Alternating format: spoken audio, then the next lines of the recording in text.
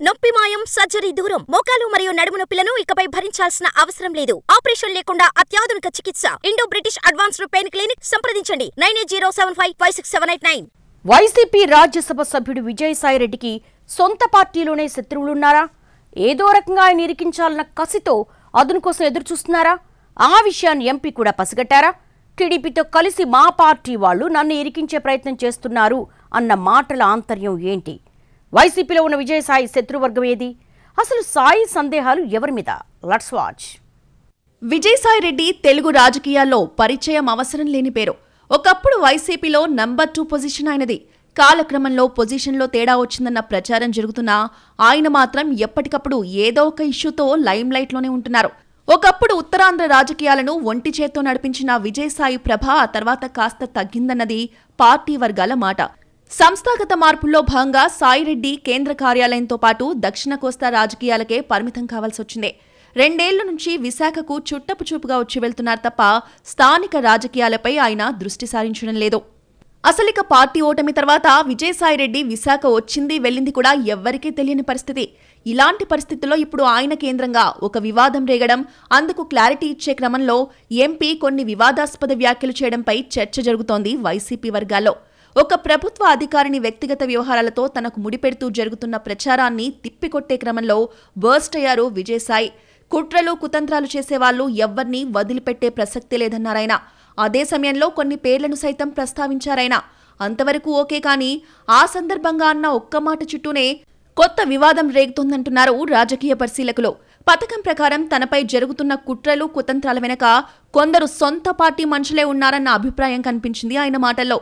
మా వాళ్లు కొందరు టీడీపీతో కలిసి నన్ను ఇరుకున పెట్టే ప్రయత్నంలో ఉన్నారన్నది విజయసాయిరెడ్డి అభిప్రాయంగా చెప్పుకుంటున్నారు.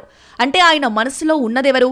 విజయసాయిరెడ్డిని టార్గెట్ చేసుకుని రాజకీయ ప్రత్యర్థులతో చేతులు కలిపిన వైసీపీ నేతలు ఎవరన్న చర్చ యమ హాట్గా జరుగుతోంది పొలిటికల్ సర్కిల్స్లో.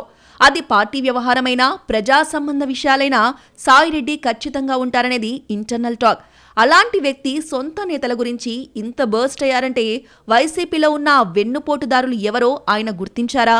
ఇప్పుడు ఇస్తున్న వార్నింగ్స్ వాళ్ళకేనా? అసలు వాళ్ళు ఈయన్ని ఎందుకు టార్గెట్ చేశారన్న చర్చ జరుగుతోంది పార్టీ వర్గాల్లో. ఉత్తరాంధ్ర వ్యవహారాలను చూసేటప్పుడు సొంత పార్టీ ముఖ్య నాయకత్వంలో ఆయనకి కోల్డ్ వార్ నచ్చిందనేది బహిరంగ రహస్యం. అప్పటి ఎంపీ ఎంవివి సత్యనారాయణ, విజయసాయిరెడ్డి మధ్య గ్యాప్ ఉండేదట.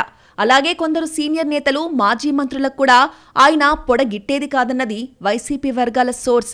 ఆ తర్వాత విజయసాయిరెడ్డి పూర్తిగా విశాఖ రాజకీయాలను వదిలేసినా ఇప్పటికీ అనేక అంశాలు ఆయనతోనే ముడిపెట్టి ఆరోపణలు చేస్తోంది తెలుగుదేశం పార్టీ. విశాఖ భూములు, విఎంఆర్డీఏ మాస్టర్ ప్లాన్, రహదారులు వంటి వ్యవహారాల్లో ఎప్పటికప్పుడు టార్గెట్ అవుతూనే ఉన్నారు సాయిరెడ్డి. ఇప్పుడు అలాంటి వాటికి సమాధానం చెప్తూ అన్న మాటల చుట్టూనే కొత్త చర్చ మొదలైంది. టీడీపీతో కలిసి చేసే కుట్రలు తనకు తెలుసని, గతంలో అటువంటివి జరిగినా పెద్దగా పట్టించుకోలేదని అన్నారాయన. దీంతో వైసీపీలో అంతర్గతంగా విజయసాయిరెడ్డిని విభేదిస్తున్నది ఎవరు?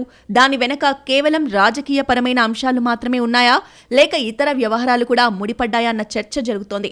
అంటే ఏదో ఒక ఇష్యూలో తనను ఇరుకున పెట్టడమే కాకుండా వ్యక్తిత్వ హననం చేయాలనుకుంటున్న సొంత వాళ్ళెవరో విజయసాయిరెడ్డికి క్లియర్ కట్ ఇన్ఫర్మేషన్ ఉందా? వాళ్లకు డైరెక్ట్గానే వార్నింగ్ ఇచ్చారా? అసలు టీడీపీతో కలిసి ఆయన మీద కుట్రలు చేస్తున్న వైసీపీ లీడర్స్ ఎవరన్న చర్చోపచర్చలు మొదలయ్యాయి వైసీపీలో. ఆయన అంతరంగికులు మాత్రం ఈ కామెంట్ వెనుక ఉన్న ఆయన ఆవేదనను గుర్తించాలని అంటున్నారు. ఈ ఆరోపణల కేంద్రంగా వైసీపీలో ఏదో జరగబోతుందా? అదే నిజమైతే దాని పర్యవసనాలు, పరిణామాలు ఎటు నుంచి ఎటు వెళ్తాయన్న చర్చ జరుగుతోంది. వ్యక్తిగత అంశాలతో ముడిపడ్డ వ్యవహారాన్ని సాయిరెడ్డి సీరియస్గా తీసుకుని ప్రత్యర్థుల మీద లీగల్గా ప్రొసీడ్ అవుతున్నానన్నారు. ఓకే, ఆ విషయంలో టీడీపీ వాళ్ళు టార్గెట్లో ఉంటారు, అందులో ఆశ్చర్యం లేదు. మరి అదే సమయంలో ఆ సొంత పార్టీ వాళ్ళని కూడా బయటకి లాగుతారా లేదా అన్నది ఆసక్తికరంగా మారింది.